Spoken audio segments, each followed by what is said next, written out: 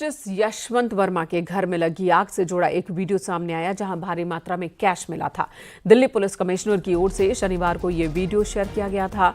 Video ऐसे सामने आया है जब दिल्ली हाईकोर्ट के मुख्य न्यायाधीश डीके उपाध्याय ने जस्टिस यशवंत वर्मा के सरकारी आवास से नकदी मिलने के मामले में भारत के चीफ जस्टिस संजीव खन्ना को एक रिपोर्ट सौंपी है। जस्टिस उपाध्याय ने घटना के संबंध में साक्ष्य और जानकारी एकत्रित करने की आंतरिक जांच प्रक्रिया शुरू की थी। इसी दौरान जस्टिस वर्मा के घर के अंदर का ये वीडियो सामने आया जिसमें जले हुए नोटों के बंडल दिखाई दिए। इतना ही नहीं, सुप्रीम कोर्ट को सौंपी गई रिपोर्ट में प्रकाशित कर दी गई है।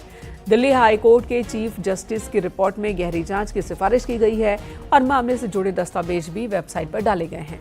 दिल्ली हाईकोर्ट के जज यशवंत वर्मा के बंगले में आग लगने से एक बड़ा खुलासा हुआ था जिसमें उनके घर से भारी मात्रा में कैश बरामद हुई थी।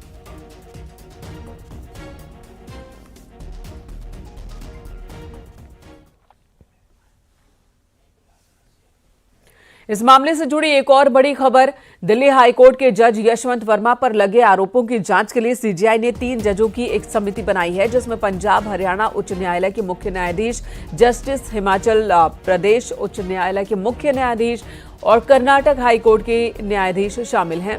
इतना ही नहीं, सुप्रीम कोर्ट ने जज यशवंत वर्मा का नाम रोस्टर से हटा दिया है और जांच जारी रहने तक जज यशवंत वर्मा को कोई न्यायिक कामकाज नहीं दिया जाएगा।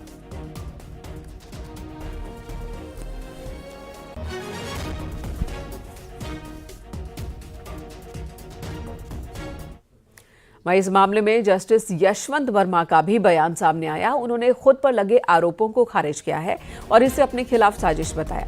उन्होंने कहा कि कथित रूप से बरामद कैश से उनका कोई लेना देना नहीं है और ये उनके खिलाफ रची गई साजिश है। जस्टिस यशवंत वर्मा के इन दलीलों को दिल्ली हाईकोर्ट के चीफ जस्टिस डीके उपाध्याय ने खारिज किया और आग की घटना के अगले दिन मलबा हटाए जाने को चिंताजनक बताया। सुप्रीम कोर्ट और दिल्ली हाईकोर्ट के चीफ जस्टिस ने जस्टिस यशवंत वर्मा से सवाल पूछा कि 15 मार्च की सुबह पैसा किसने हटाया। इस पूरे मामले को लेकर न्यायपालिका और जांच एजेंसियों की नजरें टिकी हुई हैं।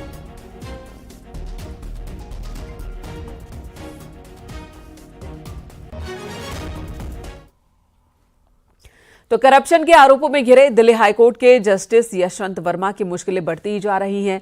इलाहाबाद हाईकोर्ट बार एसोसिएशन ने जहां पहले ही उनके इलाहाबाद हाईकोर्ट में तबादले का पुरजोर विरोध किया है, वहीं अब Allahabad high court bar association justice Yashwant Verma के खिलाफ महाभियोग प्रस्ताव लाने और उन पर लगे आरोपों की जांच सीबीआई या फिर ईडी से कराए जाने की मांग की तैयारी में है।